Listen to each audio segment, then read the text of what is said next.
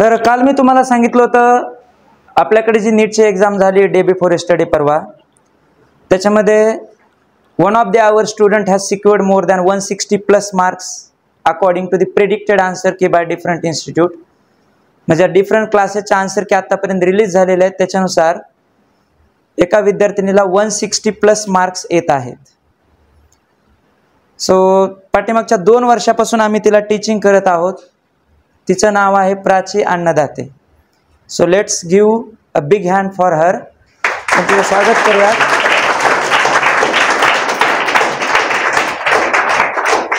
Determination, consistency, efforts याचं दुसरं नाव म्हणजे प्राची. आता तुम्हाला यूट्यूबवरती असे खूप सारे व्हिडिओज पाहायला मिळतील की अभ्यास कसा करायचा असतो, मी मार्क्स कसे मिळवले नीटमध्ये, जेईमध्ये, स्टेट बोर्डमध्ये.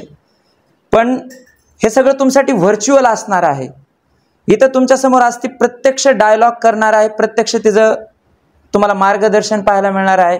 कारण आम्ही तर तुमच्याशी वर्षभर 2 वर्ष बोलत असतो. आज एक्झॅक्टली तिनं कसा अभ्यास केला मी सांगितलं. कन्सिस्टन्सी, डिटर्मिनेशन, एफर्ट, हार्डवर्क याचं दुसरं नाव आहे ती. आम्ही तिला पाठीमागच्या 2-3 वर्षापासून ओळखत आहोत. म्हणजे एक विद्यार्थी कसा असावा लागतो त्याचं खूप आयडियल एक्झाम्पल आहे ती. आता मी अप्रिसिएशन म्हणून बोलत नाही, कारण 2 गोष्टी असतात. ह्या सगळा जो प्रवास असतो तुमचा 2, 2.5, 3 वर्षाचा, याच्यामध्ये तुमचं गोल किंवा तुमचं टार्गेट फोकस असणं खूप महत्त्वाचं असतं. म्हणजे मी असं नाही म्हणत की तुमच्यापैकी प्रत्येकानंच डॉक्टर किंवा इंजिनियर व्हावं, हे काय एक्सपेक्टेड नाही आहे.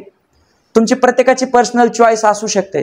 पण तुम्ही ज्या कुठल्या फील्डमध्ये जाणार आहात, तुम्ही काही व्हा, पण ह्या गोष्टी 100% मॅटर करतात. तुमची कन्सिस्टन्सी, तुमचा फोकस, तुमचे एफर्ट, हार्डवर्क घेण्याची काबिलियत, ह्या सगळ्या गोष्टी मॅटर करतात. याच्यावरतीच तुम्ही ठरतं तुम्ही काय बनणार आहात पुढे. मग ते फील्ड कोणतंही असू द्या, मेडिकल असेल, इंजिनिअरिंग असेल किंवा तुमच्या आवडीचं दुसरं एखादं फील्ड असेल. मेहनत आणि फोकस ह्या गोष्टींना पर्याय नाही. फोकस राहून मेहनत घेतल्यानंतर काय परिणाम येतो, काय रिझल्ट असतो, याचं उदाहरण तुमच्यासमोर आज आहे.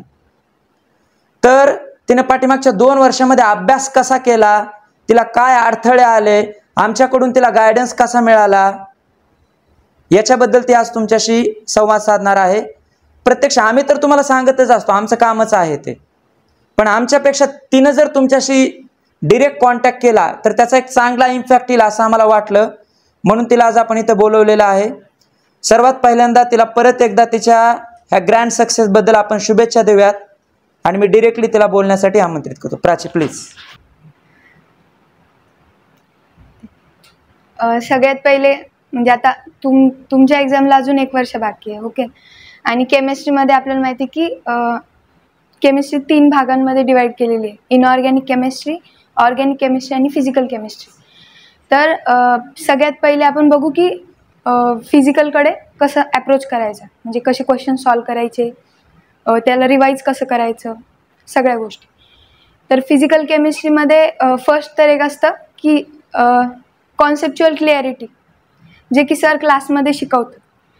तर त्यामध्ये मी एवढंच म्हणेन की सर जितकं काही सांगताय बोर्डवर, म्हणजे एक पॉईंट, एक कॅल्क्युलेशन, सगळं काही ते व्यवस्थित बघायचं, त्याच्यावर फोकस करायचं. आणि सर म्हणतात आपल्याला शिकवताना की बोर्डकडेच फोकस करा वगैरे, करायचंच असतं. पण त्याचसोबत काही गोष्टी अशा असतात की आपल्या बेसिक लेवलवर क्लिअर नसतात, तर त्या म्हणजे सर शिकवताना लिहित राहायचं, म्हणजे एका वेगळ्या कॉर्नरमध्ये. त्यामुळे आपली क्लिअरिटी म्हणजे तो डाऊट तिथेच क्लिअर होऊन जातो. आणि फिजिकल केमिस्ट्रीचं एक असतं की स्टार्टिंग इनिशियल लेवलला तुम्हाला खूप जास्त न्यूमेरिकल्स करावं लागतात. त्यामुळे तुमची बेसिक स्पीड वाढते आणि हळूहळू ॲक्युरसी पण यायला लागते. पहिले तर मी जेव्हा 11th होते तेव्हा माझा स्कोर असायचा 120, कधी असायचा 115. मग हळूहळू इम्प्रूव्ह व्हायला लागला. आणि तो इम्प्रूव्ह कशामुळे झाला की म्हणजे दोन्ही सर मला जे काही सांगायचे क्लासमध्ये मी ते तंतोतंत फॉलो करायचे. म्हणजे असं मी कधी क्वेश्चन नाही केला सरला वापस की मी असं का करू, म्हणजे सर म्हटले की हे कर, ते केलं. म्हणून असं क्वेश्चन नका करू तुम्ही की हे का करायचं आहे किंवा यात माझा खूप वेळ जातो आहे. करत राहा फक्त, कारण की तुमच्यासमोर जे लोक असणार आहेत त्यांनी खूप एक्सपिरियन्स आहे त्यांना, त्यांच्या एक्सपिरियन्सच्या बेसिसवर बोलताय. आणि त्या ज्या चुका असतात ना की आपण आपली बुद्धी तिथे लावतो, कधी कधी होतं ना असं की म्हणजे आता सर म्हटले सपोज की आता GOC शिकवलं तुम्हाला, तर सर म्हटले GOCचा चार्ट बनवा, तर आपण काय म्हणतो की नाही वेळ जाईन, मी काय करतो माझ्या नोटबुकमध्येच हायलाईट करून घेतो. मग ते चुकीचं आहे, तिथे ऐका तुम्ही. कारण की काय होईल, तुमच्या गोष्टी रिवाईज होत असतात आणि तुम्ही जेव्हा एखादी नोट्स वगैरे काही बनवतात ना, तेव्हा आपण स्वतः एकदा NCERTला रीडिंग दिलेली असती, सरनी सांगितलेले पॉईंट्स क्लिअर केलेले असते, सर आपल्याला काही NCERTमधले इनटेक्स्ट क्वेश्चन घेतात ते सुद्धा आपण बघितलेले असते. म्हणजे सगळ्या गोष्टींचं ते एक कंबाईन मिक्सचर असतात. म्हणून ते करा आणि त्यानंतर नोट्स बनवा.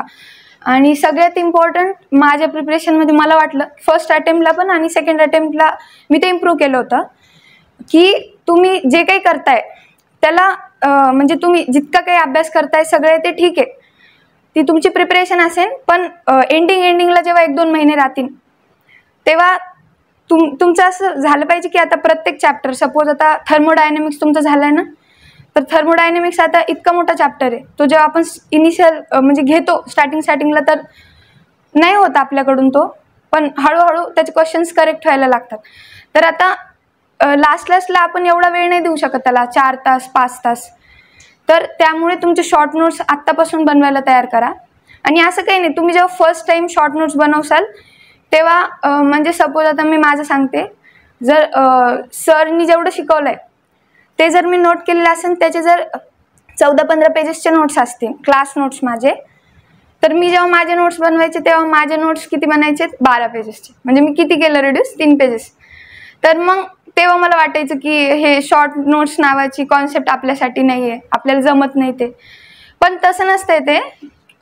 म्हणजे तुम्ही प्रत्येक टाईम जेव्हा रिवाईज करसाल तुमचे नोट्स, तेव्हा काय काय व्हायला लागतं की तुम्हाला कळायला लागतंय की समजा आता वर्क डन रिव्हर्सिबल, त्याचा फॉर्म्युला आपल्याला माहिती आहे की -2.303 NRT log of V2/V1 असं आपल्याला माहिती आहे आणि ते आपल्याला आपोआप लक्षात पण राहून जातं. तर मग काय करायचं की जे फॉर्म्युले प्रत्येक रिव्हिजनमध्ये आपल्याला असं वाटतंय की हा म्हणजे मी इथे अडकते, त्याला हायलाईट करायचं. आणि तसं करता करता प्रत्येक रिव्हिजन लास्टला येता म्हणजे जवळपास लास्टच्या 4 मंथ्स अगोदर, म्हणजे एक्झामच्या 4 मंथ्स अगोदर तुम्हाला जाणवण की तुमचे नोट्स पण 2 पेजेसवर येऊ शकतात, म्हणजे जसं की मी केलं. आणि फिजिकल केमिस्ट्रीमध्ये क्वेश्चन जास्त सॉल्व करा, मी एवढंच म्हणेन. आणि हां, अजून एक प्रॉब्लेम, जो मी 11thला होतं तेव्हा मला यायचा, माझं मॅथ्स भयंकर वीक होतं. म्हणजे 10th नंतर तर असं मॅथ जातं ना आपलं, म्हणजे आता आपलं ऑप्शन असतं बायो आणि मॅथ. तर जेव्हा मला मॅथ गेलं आणि मी बायो सिलेक्ट केलं तेव्हा मला वाटलं की आता संपला आपला मॅथ्ससोबतचा संबंध संपला. पण तसं नसतं, ते फिजिक्समध्ये येणार आहे, फिजिकल केमिस्ट्रीमध्ये येणार आहे. आणि एवढं काही नाही आहे, बेसिक लेवलवर असतं, पण ते एक भीती असते आपल्या मनामध्ये की होईल की नाही वगैरे वगैरे. तर मग फिजिकल केमिस्ट्रीमध्ये काय करायचं, जेव्हा तुम्ही क्वेश्चन सॉल्विंगला लागसाल तेव्हा, म्हणजे मी केलं हे मला माहीत नाही की किती करेक्ट आहे, पण त्यामुळे तुमचं खूप इम्प्रूव्हमेंट होईल. म्हणजे मला झाला त्याचा फायदा, माझं मॅथ वीक होत होतं. म्हणजे जे फॉर्म्युलेज असतात ना ते एकदम शॉर्टमध्ये एका म्हणजे आपण जे क्वेश्चन सॉल्व करतो त्याच्या मार्जिनमध्ये म्हणजे लिहून काढायचे पेजेसवर 1 by 1 एकदम शॉर्टमध्ये. आणि ते कॉन्स्टंट जे असतात, युनिट जे असतात ते लिहून काढायचे.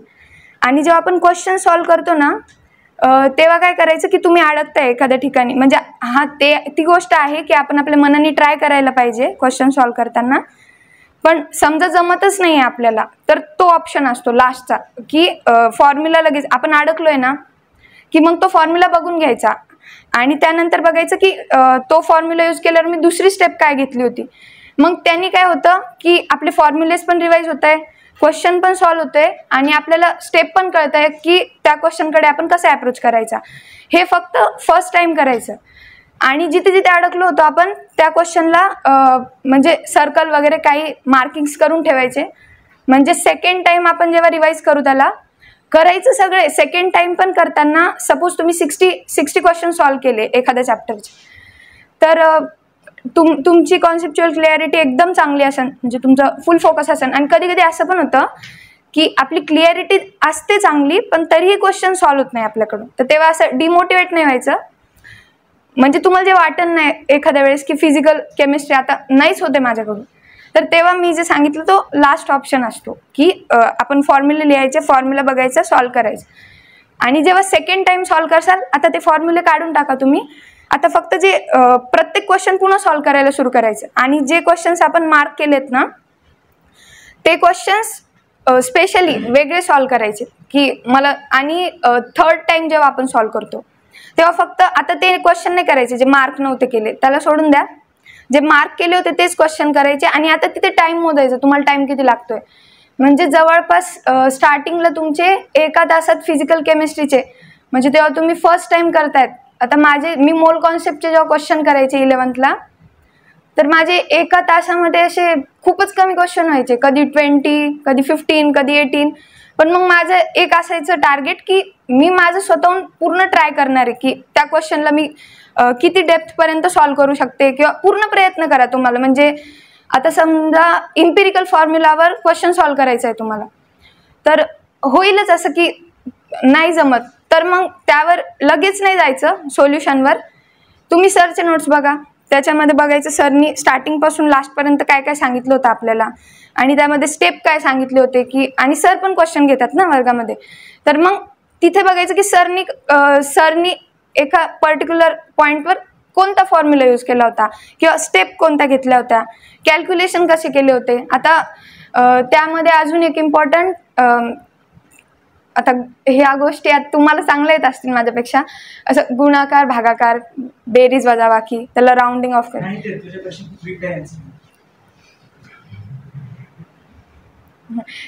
म्हणजे माझं तर असं व्हायचं की मी खूप डाऊट्स विचारलेत सरला. म्हणजे मला तरी वाटतं की त्या बाबतीत मी खूप लकी आहे की माझे टीचर्स मला कधीच नाही म्हटले नाहीत. कितीही डाऊट असो त्यांनी मला सॉल्व्ह केले. मी थर्मोडायनेमिक्सचं सांगते, थर्मोडायनेमिक्स आणि मोल कॉन्सेप्ट. तेव्हा आमच्या वेळेस कोरोना म्हणजे लॉकडाऊन वगैरे होतं, तरी म्हणजे मी यायचे कंटिन्यू क्लासमध्ये स्टडीला. तर मी काय करायचे की म्हणजे सर मला माहिती होतं की सरांचा टाईम ठरलेला असायचं की 9-10च्या मध्ये यायचे. आणि एक लक्षात ठेवा, तुम्ही जर प्रामाणिकपणे मेहनत करत असाल, तुमचे एफर्ट टाकत असाल, तर जी काही मदत असते, जे काही म्हणजे लोक पण आपल्याला मदत करायला किंवा सांगायला, आपल्याला वेळ द्यायला त्यांना इंटरेस्ट होतो. तुम्ही फक्त प्रयत्न करा. मार्क्स सेकंडरी गोष्ट आहेत, ते मार्क्स येतात नंतर. आता मला तर वाटायचं तेव्हा 11th होते तेव्हा की अरे आपण तर म्हणजे 11thलाच आहे आत्ताशी, एवढा अभ्यास करतो आपण, म्हणजे आपले सिनियर पण करत नाही एवढा, आणि आपला स्कोर किती 115 केमिस्ट्रीमध्ये, कधी 110, कधी 120, एवढे रॉंग होत आहेत क्वेश्चन. मला म्हणजे मी खूप म्हणजे असे घाबरट होते. मला सरकडे जायची म्हणजे असं वाटायचं की सर मला राग होतील की किती क्वेश्चन चुकताय. पण तुमच्या भीतीचं थोडं पुढे जा, काही नसतं काय होणार आहे म्हणून की तुम्हाला रागवतील ते, पण ते तुमच्यासाठी खूप चांगलं असेल. आणि घाबरा तुमच्या शिक्षकांना थोडंसं, म्हणजे मी असं नाही म्हणणार घाबरायचं, हे आदरही करायचा. भीती आपल्याला म्हणजे आपली भीतीच कधी कधी आपल्याला खूप पुढे घेऊन जाते. आपण म्हणजे मला तरी वाटतं तसं माझ्या एक्सपिरियन्सवरून. आणि हां, डाऊट विचारायला कधी लाजू नका, किती बेसिक डाऊट असो. आता सरांना माहिती आहे म्हणजे मी तर काय करायचे, सर शिकवतानाच मध्येच डिस्टर्ब करून द्यायचे सरला की सर मला हे समजलं नाही पूर्ण क्लास समोर. नका लाजू. तुमचे 5-10 मार्क वाढले, तुमचा रँक कितीने वाढेल एक्झाममध्ये, तुम्ही स्वतःचा विचार करा. आपला फायदा कशात आहे त्यानुसार बघायचं, प्रत्येक डाऊट क्लिअर करायचा. आणि तुम्ही जेव्हा एक्झाम देसाल ना, तेव्हा तुम्हाला अनुभव येईल की मी तेव्हा तो डाऊट विचारला होता म्हणून आज माझा किती फायदा झालाय. म्हणून डाऊट विचारा. मी तर जवळपास म्हणजे मोल कॉन्सेप्ट आणि थर्मोडायनेमिक्सचे माझे डाऊट असे कंटिन्यू 2-2, 2.5 तास चालायचे कंटिन्यू. म्हणजे मी सरला विचारायचे, एवढे डाऊट यायचेत मला, आणि ते पण इतक्या बेसिक लेवलचे डाऊट, कॅल्क्युलेशन मिस्टेक वगैरे. म्हणजे माझे गुणाकार भागाकारापासून सुरुवात होती की मी तिथे पण चुकायचे. म्हणजे सर मला विचारायचे की 0.03 म्हणजे किती, म्हणजे त्याला तू त्याची व्हॅल्यू म्हणजे कन्वर्ट करून सांग. मला तेही सांगता येत नव्हतं. मी लगे पेन घ्यायचे हातात, त्यात पण मला वेळ लागायला. आणि तसं पाहिलं तर आपण 10th पर्यंत ह्या गोष्टी किती केलेल्या असतात. पण होतं तसं, एक्सेप्ट करा आधी स्वतःच्या चुका एक्सेप्ट करा की ठीक आहे मी आहे वीक, आहे, संपला विषय. आणि तिथून पुढं मग एक मनात ठरवून घ्या की आपल्याला ते इम्प्रूव्ह करायचं. तर कसं इम्प्रूव्ह करता येईल? प्रॅक्टिसने. तुम्ही जितके जास्त म्हणजे तुमचं ह्युमन हेल्थ अँड डिसीज झालं आहे का चॅप्टर 12चं? चालू आहे. त्याच्यामध्ये तुम्हाला ते झालं आहे का प्रायमरी रिस्पॉन्स, सेकंडरी रिस्पॉन्स? तर त्यामध्ये बघा आपल्या बॉडीचाच तो रूल आहे की जेव्हा एखादा पॅथोजन आपल्या बॉडीमध्ये येतो तेव्हा जो प्रायमरी रिस्पॉन्स आपली बॉडीमध्ये कोणत्याही अटॅकची मेमरी स्टोअर होत असते, बरोबर आहे. तर मग प्रायमरी रिस्पॉन्स कसा असतो? स्लो असतो, कारण की आपल्या बॉडीसाठी नवीन असतं ना ते, आपल्या बॉडीतल्या सेल्ससाठी सगळ्या गोष्टी नवीन असतात. त्यामुळे आपण तेवढा इफेक्टिव्ह रिस्पॉन्स देऊ शकत नाही. पण जेव्हा तीच गोष्ट सेकंड टाइम होते तेव्हा आपली बॉडी किती सेकंडरी रिस्पॉन्स किती फास्ट असतो. तर तसंच अभ्यासाचंही असतं की म्हणजे फर्स्ट टाइम होईल तुम्हाला जसं एन्झायटी होईल, जमत नाही आहे वगैरे, पण तुम्ही त्याचे जितके नंबर ऑफ रिव्हिजन्स वाढवसाल तितका तुम्हाला फायदा होईल. आणि अजून फिजिकल केमिस्ट्रीमध्ये हां एक सांगायचं आहे मला की सर जे सांगतात क्लासमध्ये ते मोर दॅन इनफ आहे. पण त्यानंतर आता सरनी शिकवलं, सरनी सांगितलं हे म्हणजे काय काय करायचं आहे, काय काय नाही. आता तिथून पुढे तुमचा रोल काय? तुम्ही ज्या दिवसाचं त्या दिवशी घरी गेलेत ना तुम्ही की सरनी जे क्लासमध्ये शिकवलं ते वाचून घ्यायचं आणि त्यामध्ये जिथे जिथे तुम्ही अडतायत की आता ते त्याच दिवशी तुम्ही सरकडून क्लिअर करून घ्या. कारण की आपण म्हणतो की चॅप्टर होऊ देत मग मी विचारते वगैरे, काही नसते तसं. ते एकदा बॅकलॉग सुरू झाला ना की मग ते खूप लास्टला नाही होत आपल्याकडून. म्हणून क्लिअर करत राहा. आणि त्यानंतर आपला दुसरा जॉब असतो की आपण NCERTला रिडिंग द्यायची. आता तुम्ही म्हणसाल फिजिकल केमिस्ट्रीमध्ये NCERTची काय गरज आहे? खूप गरज आहे, कारण की तुम्ही ज्या गोष्टी दुसरीकडून करसाल त्याच गोष्टी NCERTमध्ये एकदम सिम्पल लँग्वेजमध्ये दिल्या, कारण की ते बुक्सच आपल्यासाठी म्हणजे थोडंफार अवघड असतं. पण आपले कॉन्सेप्ट जर क्लिअर असतील, आपण वर्गात जर एकदम चांगलं लक्ष दिलं असेल तर आपण जेव्हा NCERT रीड करतो ना सगळं समजायला लागतं आणि आपल्याला काही पॉईंट्स नवीन सापडतात त्याच्यामध्ये. म्हणजे असतात तेच, पण कसं अप्रोच करायचं त्याच्यामध्ये इंटेक्स्ट क्वेश्चन्स असतात ते सॉल्व करायचे, त्याचे डाऊट्स असेल तर ते क्लिअर करून घ्यायचे. आणि हां फिजिकल केमिस्ट्रीचं असं असतं तिकडे असंच आहे की तुम्ही रिव्हिजन जेवढं करसाल तेवढं. पण आता NCERTचं तुम्ही म्हणसाल की इतका अभ्यास आहे, फिजिक्स पण आहे, इकडे इनऑर्गॅनिक आहे, ऑर्गॅनिक आहे आणि बायोचं तर वेगळंच आहे. तर मग तुम्ही काय करू शकतात, फिजिकल केमिस्ट्रीची जी NCERT आहे तिला फर्स्ट टाइम वाचाल तेव्हा ज्या गोष्टी अशा लक्षात ठेवायच्या आहेत ना त्याला तुम्ही हायलाईट करून ठेवा किंवा वेगळं लिहून ठेवा. त्याच्यामध्ये फॉर्म्युले असतात काही जे म्हणजे सिम्प्लिफाईड फॉर्म दिलेला असतो.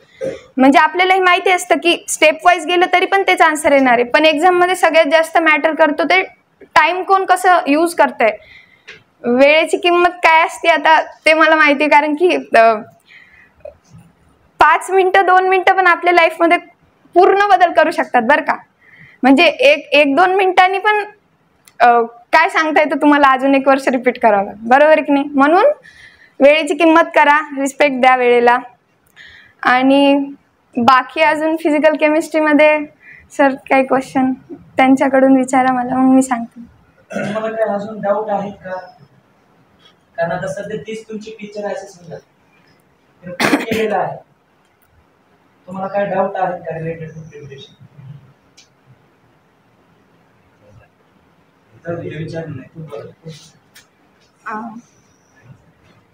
आणि अजून एक फिजिकल केमिस्ट्रीमध्ये जसं जसं तुम्ही 12th कडे आता आयोनिक इक्विलिब्रियम आपण 12thलाच घेतो ना, म्हणजे तर तसे चॅप्टर जे असतात ना, आता मला वाटायचं तो आयोनिक आणि केमिकल इक्विलिब्रियम खूप म्हणजे लास्टपर्यंत भीती होती. पण माझा मागच्या वर्षी पण त्या चॅप्टरचा एक पण क्वेश्चन रॉंग नाही झाला, यावर्षी पण नाही रॉंग झाला. आणि झाले रॉंग कशाचे, जे टॉपिक माझे स्ट्रॉंग होते. म्हणून असं काही नाही आहे की तुमचा एखादा टॉपिक वीक आहे तर तुमचं तेच रॉंग होणार आहे, तसं काही नसतं. एक्झाममध्ये काय मॅटर करतं की आपण सॉल्व करताना आपल्या डोक्यात काय म्हणजे एक्झाम म्हणजे काही वेगळं नसतं. आपण जी प्रिपरेशन करतो ना 2 वर्षापासून ते तिथं गेल्यावर एक्झाममध्ये आपल्याला असं ऑपअप लक्षात यायला लागतं. सगळं क्वेश्चन पाहिलं की आपल्याला लक्षात येतं की आपण इथे हे केलं होतं, आता इथे हे वापरायचं आहे आणि याचा असा आन्सर येईल. आणि क्वेश्चन नाही आला ना, सगळ्यात इम्पॉर्टंट फिजिकल केमिस्ट्रीचं, तर मी यावर्षी काय केलं होतं की पहिले मी जे क्वेश्चन म्हणजे ऑर्गॅनिक मोस्टली ऑर्गॅनिक मी सॉल्व करून घेतलं. इनऑर्गॅनिकमध्ये पण जे जे असे सोपे क्वेश्चन होते ते करून घेतले आणि मी फिजिकलला हातच नाही लावला. फिजिकल आणि अजर्शन रिझन टाईपचे क्वेश्चन. आणि मग मी डायरेक्ट फिजिक्सवर मूव्ह झाले. फिजिक्सचं केलं. जेव्हा सेकंड राऊंडला आले मी, तेव्हा मी फिजिकलचे क्वेश्चन एकदम व्यवस्थित सॉल्व्ह केले. कारण की नीट जी एक्झाम आहे ना, त्यामध्ये फिजिकल केमिस्ट्रीचे एवढे हार्ड क्वेश्चन येत नाहीत. म्हणजे आला तर एक असतो, एकात 2 क्वेश्चन येतात. ते असे रँक डिटरमायनिंग क्वेश्चन असतात. ठीक आहे, आपण ते पण करू शकतो. आपले जर कॉन्सेप्ट क्लिअर असतील तर ते पण होतं. आणि तुम्ही जर सगळा सिलेबस करून गेला एक्झाममध्ये, तर असं समजा की तुम्ही आउट ऑफ लेवललाच आहात NCERT मध्ये. म्हणजे तुम्हाला किती 180 आउट ऑफ 180 करू शकता तुम्ही स्कोर. सगळ्यात जास्त महत्त्वाचं काय की एक्झाममध्ये स्वतःला स्टेबल ठेवणं. म्हणजे तुम्ही असं किंवा मग एकदम चांगला पेपर म्हणजे सोपा पेपर आला तर आपण एकदम असं एक्सायटेड होतोय, किंवा पेपर एकदम अवघड आलाय तर आपण घाबरून जातोय, ते चुकीचं आहे. आता मी सांगते माझे 4 मार्क्स का गेले केमिस्ट्रीमध्ये. मला पेपर म्हणजे काय लागलं, मी सॉल्व्ह करायले, माझे सगळे क्वेश्चन करेक्ट ठेवले, मी गेले एक्सायटेड स्टेटमध्ये की अरे यार आता माझं म्हणजे मी जे म्हटले होते सरला की sir me out of marks घेऊन येईन, झालं ते आता पूर्ण मी करून टाकन. आणि माझं एक काय माहिती, पहिल्यापासून मला केमिस्ट्री आणि बायोमध्ये क्वेश्चन स्किपच करू वाटत नाही. मी रॉंग करून येईन पण मी स्किप करत नाही. ते चुकीचं आहे, तुम्ही नका करू तसं. खूप त्या गोष्टी पण खूप इम्पॉर्टंट असतात. सगळं घेऊन चालायचं. आता ते माझी विकनेस म्हणता येईल. मी फिजिक्स कितीही स्किप करेल बरं का, पण मला इकडे जमत नव्हतं. तर मी केमिस्ट्रीचं शेवटी सेक्शन ए मधले 2 क्वेश्चन स्किप केले होते. ठरवलं होतं की आता हे करायचेच नाही आहेत. पण पुन्हा लास्टला ते असतं ना की नाही करूनच टाकते, होऊन जाईन. आता मी एवढं रिवाईज केलंय. आता सपोज मी DF ब्लॉक केलाय, आता मी त्याला किती वेळ दिला, म्हणजे सरनी शिकवलं होतं तेव्हा वेळ दिला, पुन्हा सरकडून समजून घेतलं, पुन्हा मी स्वतः सॉल्व्ह करताना इतका वेळ दिला. मग आता मी त्या चॅप्टरला एवढा वेळ दिला तर मग क्वेश्चन कसं काय तसं सोडून जाऊ. तर ते चुकीचं अप्रोच आहे. असं एकदम इगोवर नका घेऊ त्या गोष्टी. स्किप करायचं, नाही जमत आहे ना आपल्याला स्किप करायचं. आणि थोडी जरी पॉसिबिलिटी वाटते की येऊन जाईन, मी असं सिमिलर बघितलंय पण मला कन्फ्युजन आहे 2 ऑप्शनमध्ये, तर मग जा तिथे रिस्क घ्या थोडंसं. म्हणजे किती घ्यायचं एक्झाममध्ये रिस्क, 2-3 क्वेश्चनचं घेऊ शकतो आपण, काही प्रॉब्लेम नाही. मी जरा जास्तच रिस्क घेतलं यावर्षी, म्हणून मला त्याचा खूप म्हणजे लॉस पण झाला आहे. म्हणजे माझा स्कोर जिथं 630 पर्यंत, आता मी बायोचंच सांगते, माझे किती 3 क्वेश्चन्स असे चुकलेत की म्हणजे आपलं इव्हॉल्युशन मधले ते चुकलेत. म्हणजे एकच शब्द होता तो मी वाचला नाही. म्हणजे पहिले ते 2 म्हणजे प्राण्यांचे नावं होते, ते 2 शब्द वाचले, 3रा शब्द वाचला नाही, चुकला क्वेश्चन. त्याच्यानंतर अजून ते मॉलिक्युलर बेसिसमध्ये फक्त RNA आणि प्रोटीन, चुकला क्वेश्चन. केमिस्ट्रीमध्ये phosphorus acid, phosphoric acid, phosphorus PHO बघितलं, मला वाटलं करेक्ट आहे, चुकला क्वेश्चन. ह्या गोष्टी खूप मॅटर करतात बरं का. 5 मार्क्स म्हणजे आपण इतकं बोलून जातो इझिली की हां ठीक आहे आता, पण रँक बघसाल ना तुम्ही, इतका डिफरन्स असतो. आता मी माझंच सांगते, मागच्या वर्षी माझी एक फ्रेंड होती, ती खूप शार्प होती आणि मी तर म्हणजे तिचा प्रॉब्लेम असा झाला की ती OMR फिलिंगमध्ये चुकली. म्हणजे तिने सगळं फिल केलं पण तिने व्यवस्थित फिल नाही केलं, तिचे काही म्हणजे सर्कलच्या बाहेर गेलं होतं. तर मग ते ॲक्सेप्ट नाही करत ना NTA मध्ये. म्हणजे तिचा स्कोर होता 562. की म्हणजे NCERT बेस, हां जा NCERT बेस, पण तुम्ही जेव्हा इनिशियल लेवलला असतात ना, तर असं डायरेक्ट थोडंसं आउट ऑफ दिसलं की असं एकदम हे नाही करायचं की NCERT मधलं नाही आहे मग मी करणार नाही वगैरे, तसं नका करू. ते 2 चॅप्टर जे असतात ना, ते आपले म्हणजे पूर्ण इनऑर्गॅनिकचं बेसिक तयार करतात. म्हणून तिथं थोडंफार वाचा लागतंय तुम्हाला एक्स्ट्रा, तर वाचा, वेळ आहे तुमच्याकडे आता सध्या. मी तर केमिकल बॉन्डिंगलाच 1 महिना दिला होता, मला आठवतं. मी केमिकल बॉन्डिंगच करायचे, कधी ह्या बुकमधून कर, त्या बुकमधून कर, सरचे नोट्स कर. तर मग ते जर 2 टॉपिक जमले ना तुम्हाला, मग हे पुढचं S block, P block, DF असं तुम्हाला पटपट जेव्हा सर सांगतात ना, सगळं समजायला लागतं आपोआप. आणि मेजॉरिटी मुलांचा तोच प्रॉब्लेम येतो की आता मी माझ्या फ्रेंड्सशी डिस्कस करायचे ना इनऑर्गॅनिक, त्या म्हणायचे की म्हणजे माझं इतकी परफेक्ट नाही आहे मी, पण माझ्या एक्सपिरियन्सच्या बेसवर थोडंफार सांगू शकते तुम्हाला की त्या म्हणायचे की त्यांचं सगळ्यात अवघड त्यांना इनऑर्गॅनिक जातं. इनऑर्गॅनिकमध्ये खूप लक्षात ठेवावं लागतं.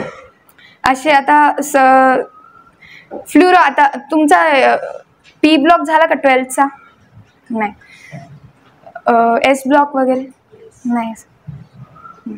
बरं ठीक आहे, त्याच्यामध्ये तुम्हाला असे पहिले इंट्रोडक्शनला जेव्हा ते एखाद्या ब्लॉकचं इंट्रोडक्शन स्टार्ट करतात तेव्हा त्याच्यामध्ये ना ते काही इन्फॉर्मेशन दिलेली असते की म्हणजे समजा आता कंपाऊंड, आता सपोज CaO आता दिलं आहे, त्याचं नाव काय क्विकलेन असं. तर मग अशा जे छोट्या छोट्या गोष्टी असतात त्या वेगळ्या नोट करून ठेवा त्याच्यावर. पण आता एक मी सांगते तुम्हाला, S ब्लॉकमध्ये यावेळेस दोन क्वेश्चन होते जे की म्हणजे NCERT मध्ये, आता दरवर्षी NCERT मधूनच असते, पण ऍप्लिकेशन आणि युजेसवर इतके क्वेश्चन्स म्हणजे ती लास्ट प्रायोरिटी असते. आता सपोज मी P ब्लॉक केला, P ब्लॉकमध्ये 13-14 केला, तर मग मी त्याची पूर्ण प्रॉपर्टी बघन, त्याचे कंपाऊंड बघन, त्याच्या फिजिकल प्रॉपर्टी सगळं काही करतो आपण. पण सगळे स्टुडंट्स काय करतात की त्याचे जे युजेस असतात ना, की ते इकडे यूज करतात तिकडे यूज करतात, ती लास्ट प्रायोरिटी असते सगळ्यांची की हे शेवटी करणार आहे मी.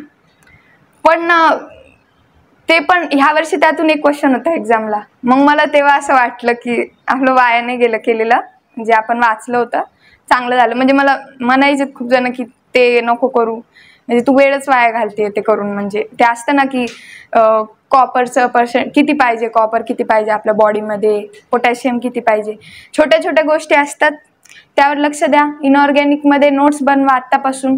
सेम इनऑर्गॅनिकला पण तसंच करायचं, पहिले नोट्स खूप मोठे बनतील, त्याच्यानंतर त्याला किती रिड्यूस करता येईल ते बघायचं. आणि एक लक्षात ठेवा, तुमचं जेव्हा 1 मंथ राहील ना एक्झामच्या अगोदर, तेव्हा तुमचं असं एक 50-60 पेजेसची बुक बनली पाहिजे, ज्याच्यात पूर्ण केमिस्ट्री पाहिजे, शॉर्ट नोट्स बनल्या पाहिजे तुमच्या. आणि एक सांगन मी इनऑर्गॅनिक केमिस्ट्रीमध्ये की तुम्हाला जितकं जास्त वेळेस NCERT मधूनच वाचता येईल तेवढं वाचा, हायलाईट करा, त्याला स्टिकी नोट्स लावा, काही पण करा. कारण कसं असतं, आपल्याला ना एक एक्झाम तुम्हाला जाणवलं असेल ना की आपल्याला असं जाणवतं की मी हा वर्ड NCERT मध्ये इथे ते वाचला होता, असं म्हणजे असं ते आपल्या डोक्यात पिक्चर झालेलं असतं ते की इथे इथे हे होतं, मग आपण तिथून त्या क्वेश्चनला अप्रोच करतो वगैरे.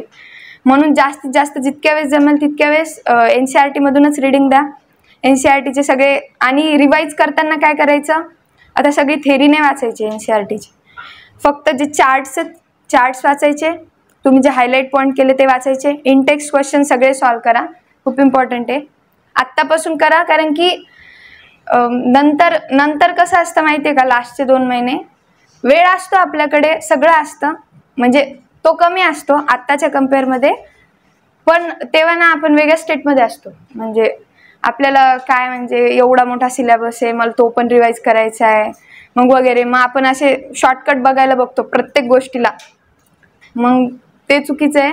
आत्तापासूनच सगळं प्रिपेअर ठेवा. म्हणजे लास्टला माझा फर्स्ट अटेम्प्ट होता तेव्हा काय झालं, मी केमिस्ट्रीचा खूप अभ्यास केला, पण मी फक्त किती चॅप्टर्सचे नोट्स काढलेले होते, केमिकल बॉन्डिंग पिरियोडिक टेबल, जे की आपण 11th आल्यावर असं जास्त एक्साइटेड असतो ना, एनर्जी जास्त असते की मी असंच म्हणजे असं काहीच इम्पॉसिबल वाटत नाही आपल्याला की मी काही पण करू शकते, मला किती पण मार्क्स पडू शकतात असं.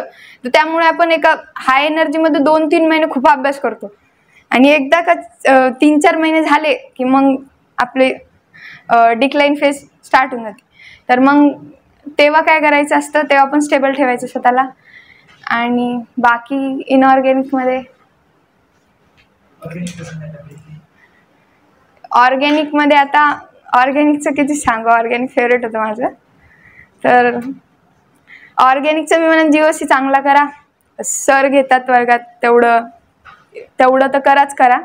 त्याच्यासोबत NCERTला रिडिंग द्या, डाऊट क्लिअर करा. तेच मी तिन्ही जे केमिस्ट्रीचे सेक्शन होते ना, त्यामध्ये माझं कसं असायचं अप्रोच, मी क्लासमध्ये लक्ष देणार, त्यानंतर मी सरनी सांगितलेले म्हणजे जे सरचे क्लास नोट्स आहे त्याला एकदा रिवाईज करणार, त्याला हायलाईट करणार, त्याच्यातले क्वेश्चन तुम्हाला बघा सर ऑर्गॅनिकचे क्वेश्चन म्हणजे असे रिॲक्शन म्हणजे आपल्याला देतात, आपल्याला करायचे असतात ते, म्हणजे MCQ बेस नसतं ते.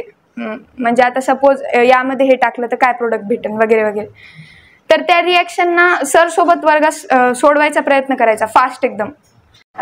नंतर चुका केलेल्या म्हणजे आपल्याला परवडत नसतात लास्टला, ते आपले मार्क्स खाऊन जातात. म्हणून आणि पेपरमध्ये जर तुमच्या चुका होत आहेत ना जास्त, तर त्याला असं बघा की बरं झालं ही चूक आधीच होऊन गेली, एक्झाममध्ये झाली असते मी काय केलं असतं, ती चुका करा, चुका म्हणजे सुधारून घ्या, त्याच्यावर सोल्युशन शोधा आणि नंतर चुकू नका. एवढंच मी म्हणून. माझं कसं होतं की मी असं एकदम असं इमोशनल होऊन जायचं की मी एवढा अभ्यास केला आणि हे तर मी आत्ताच वाचलं होतं तरी पण माझे क्वेश्चन रॉंग होत आहे, तर मग आता असा ॲप्रोच राहिला तर मग माझं कसं काय होईल. म्हणजे चुका झाल्या की झालं, मग तो पूर्ण एक दिवस. म्हणजे सपोज मी आता पेपर दिला 720 मार्क्सचा आणि मला पडले समजा केमिस्ट्रीमध्ये पडले 115, फिजिक्समध्ये मला फिजिक्सला पहिले खूप चांगले मार्क्स यायचे आणि ते नंतर असे घसरलेत ना खूपच. मग ते डायरेक्ट लास्ट माझा स्कोअर सगळ्यात कमी होता 22 मार्क्स फिजिक्समध्ये, आणि ते पण रिपीट इयरमध्येच बरं का. आत्ता म्हणजे असतं ते, पण विश्वास ठेवणं महत्त्वाचं आहे. तुम्ही जर स्वतःवर विश्वास ठेवत नसाल तर मग थोडंसं. आता मी ह्या गोष्टी सांगतेय पण मी पण खूप असं हे करायचे की ज्या दिवशी मला मार्क्स कमी आले त्या दिवशी अभ्यास नाहीच करायचे मी, संपला विषय.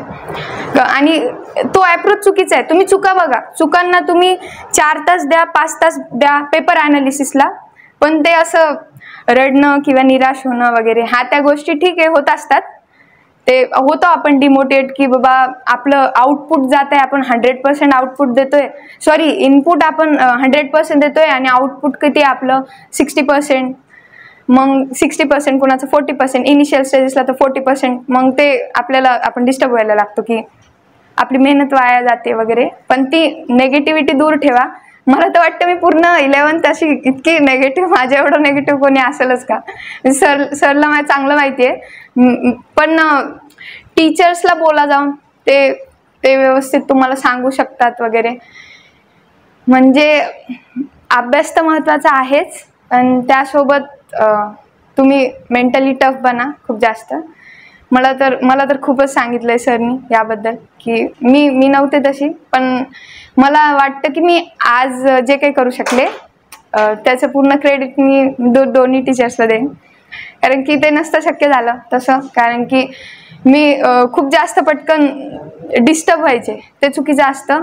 पहिले चॅप्टर सगळ्यांचे पक्के असतात, जसं की युनिट्स, वेक्टर्स, कायनेमॅटिक्समध्ये पहिला जो सेक्शन असतो कुठपर्यंत, रोटेशनल मोशनपर्यंत, तो पोर्शन ऑलमोस्ट सगळ्यांचा चांगला असतो. कारण की तेव्हा आपण 11th ला असतो ना, तेव्हा घेतलेलं असतं ते आपण खूप फोकसनी केलेलं असतं. नंतर आपला स्कोअर येत नाही, तर मग तिथून पुढच्या चॅप्टरला आपण मार्क्स कमी होता, आपण तेवढं फोकसनी करत नाही, तर मग ते पण तेवढ्या चॅप्टरवर पण तुम्ही खूप चांगलं स्कोअर करू शकता. फिजिक्समध्ये काय करायचं की सर जे सांगताय ते, आणि एक गोष्ट मी सांगेल तुम्हाला की ते खूप इम्पॉर्टंट आहे. जर तुम्ही कोणाकडून फिजिक्स शिकताय, बाबा तुम्हाला समजताय का नाही ते बघा तुम्ही क्लासमध्ये, नाहीतर सर सांगताच आहे तुम्हाला काही समजत नाही आहे, तर त्यावर पटकन ॲक्शन घ्या तुम्ही. कारण की नंतर वेळ राहत नसतो आपल्या हातामध्ये फिजिक्ससाठी बरं का. म्हणजे म्हणजे तुम्ही जर करत नसाल तर मग तुम्ही समोरच्याला ब्लेम नाही करायचं, पण तुम्ही जर करताय तरी तुम्हाला काहीच समजत नाही आहे, प्रयत्न करा, खूप प्रयत्न करा. एकदा प्रयत्न करा, 2दा 3दा 4दा करा, तरी पण नाही जमत आहे, तर त्यावर मग पटकन बघा की मला कुठून समजतंय, माझ्यासाठी बेस्ट वे कोणता आहे, ते पटकन ओळखा की आपले स्ट्रेंथ काय आणि विकनेस काय. कारण की माझ्या तरी फर्स्ट अटेम्प्टमध्ये मला आठवतं की जोपर्यंत रोटेशनल मोशन आणि फ्लुइड मेकॅनिक्सपर्यंत आलता ना पोर्शन, तोपर्यंत माझा स्कोअर असायचा 140, 145, आणि कधी एकदा तर 155 पण आलता मला. आणि त्याच्यानंतर जसं 12th पोर्शन सुरू झाला, करंट, इलेक्ट्रिसिटी, इलेक्ट्रोस्टॅटिक्स, माझा स्कोअर इतका घसरला की मी खूपच, म्हणजे त्यात माझी पण चूक होती की मी पण एवढं व्यवस्थित केलं नव्हतं. पण मग त्याच्यावर सोल्युशन असं काढलं की लेक्चर्स बघितले ऑनलाईन, त्यातून नोट्स काढले. आणि एक अजून सांगायचं आहे मला, फिजिक्सला एवढं म्हणजे आता मी पण घाबरायचे.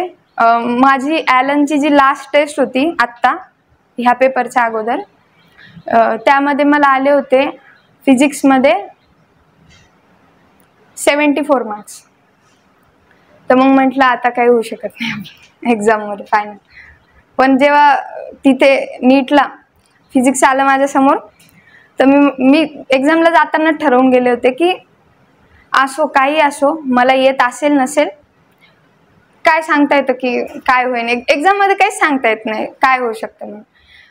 म्हणजे